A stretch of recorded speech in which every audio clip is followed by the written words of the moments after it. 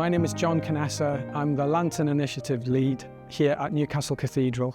In this film, we want to introduce you to some of the people that the Lantern Initiative is working with.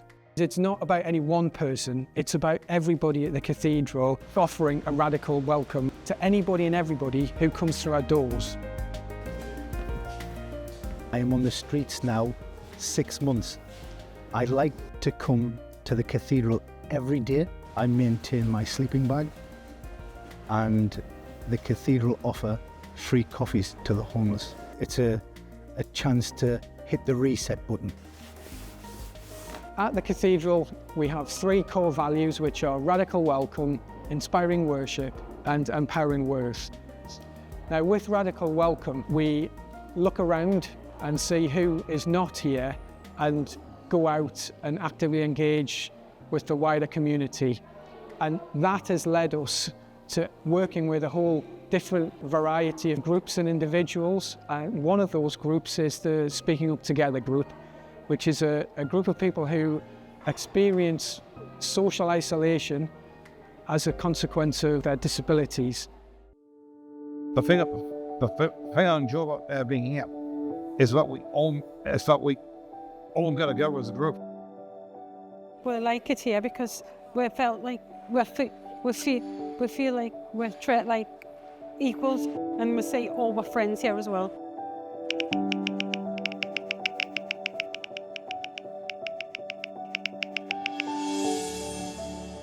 They've formed a group which isn't just about coming together in friendship, but it's also about advocating for themselves and for other people.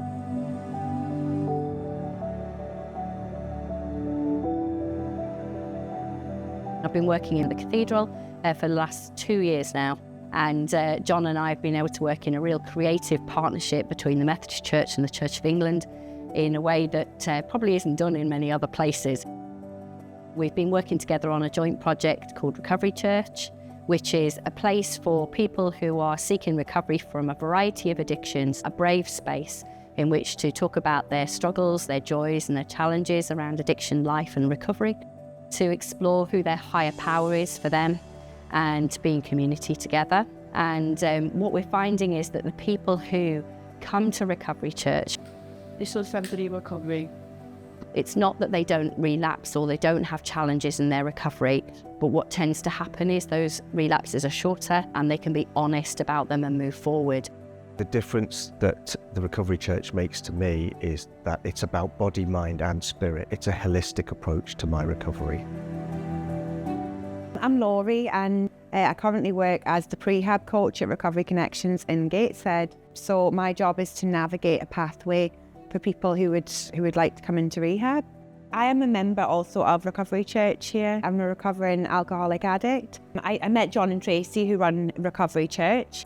And Tracy, she knew I was looking to get into work. She said there's actually some jobs coming up at Recovery Connections, and I think you'd be really good there. So John wrote me a reference and I went to the interview and I got the job.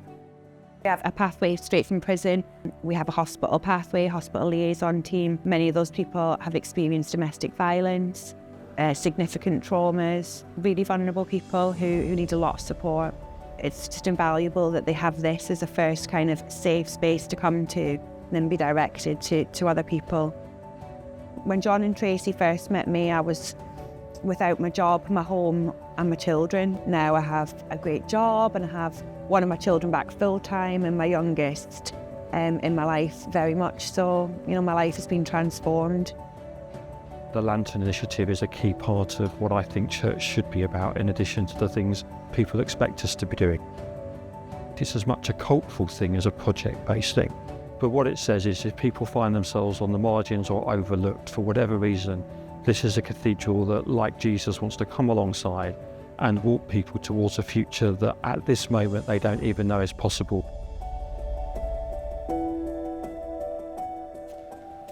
How you doing? Hello. I was in addiction for years myself. I was hospitalised. I can't even count how many times. And like, I was very close to being on the streets myself. Do you get like the standard furniture applications now? A lot of them just want someone to talk to, and a lot of people they're at the lowest now. Like I was in the care system and stuff like that, and You know, I know exactly what they're going through, especially with the mental health side of it, you know. One other person that works here is Nina, so I'll point them in the direction of her, and she's got a lot more services with her working for the NHS. I have drop-ins at the cathedral where people can come, and I'm able to help with any kind of physical health needs, wound care, housing needs, drug and alcohol needs, and also link in with other services that are provided within the Newcastle area. Girls are coming up in sex work or suffering from domestic violence, so we're able to pinpoint them to, you know, certain groups and organisations that are able to support them. A lot of the people we work with have had significant trauma in their life, and the cathedral understand that these people do need support and help.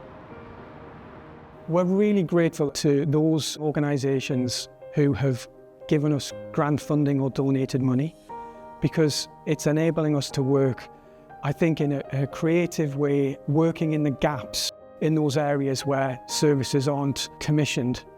Of course, none of this would be possible without our incredible cathedral volunteers, who are always a presence in the building, ready to welcome people. So a huge thank you to them.